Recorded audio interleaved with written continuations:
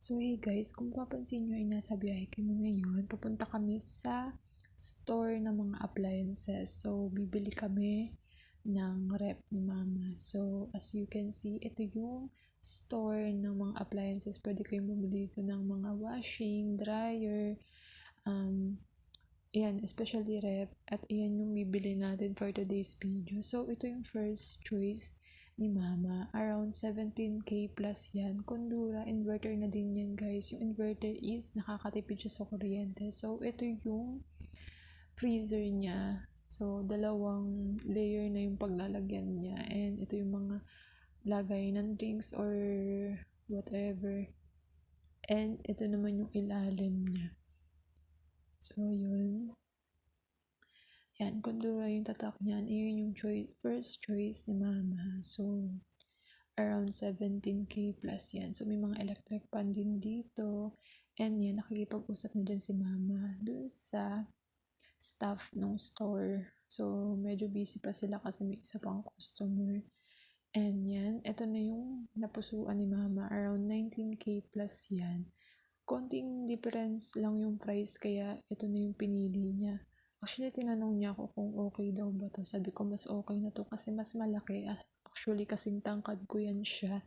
And ayan yung freezer niya. Ang ganda. Binuksan ko. And ito yung baba niya. Ayan. May mga tipin. Kasi syempre, bago pa.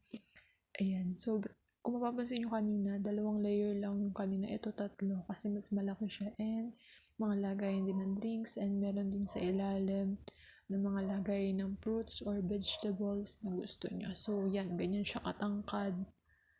And talagang ang ganda niya. So, inverter din to guys ha. Nakakatipid siya sa kuryente. And hindi to kondura, pero American. Gawa daw to sa American. Kasi yung kondura daw ay sa Philippines lang ginawa. So, bumili muna kami dyan ng ulam kasi nagugutom na daw si mama. So, wala pa kaming lunch niyan. So, yan. And ito na yung rep, nakapack na nung pagbalik namin. So, yun. Binubuhat nila ni ate and ni kuya. So, sobrang bigat nan kaya talagang pinag-usungan nila. And yung pagkabuhat nila dyan, talagang bigat na bigat sila. As you can see, nabitawan pa nga ni ate. Kasi nga sobrang bigat at tinatlo na nga. Ayan, nakaabang si mama. Baka kasi daw masira or magasgasan yung rep. And yan, nakasakay na siya sa tricycle and babiyahe na kami papunta sa bahay. So, makikita nyo na sa biyahe na kami. Nakisakay na kami dun para libre ang pamasahe. And ang mahal kasi ng shipping or yung bayad sa Arkela, 350 din yan.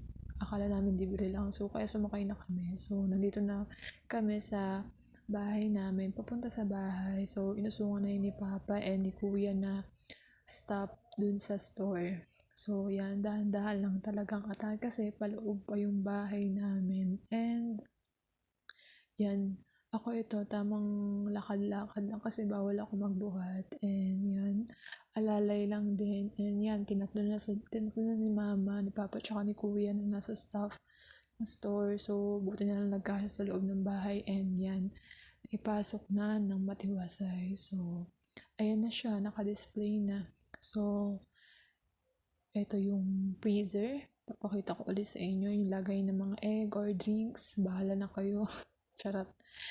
And ito yung baba niya. Dahan-dahan lang talaga ang pagbubukas at magagalit ang Mother Earth. So, ito yung isa sa mga pangarap ni Mama na natupad na and happy ako for her.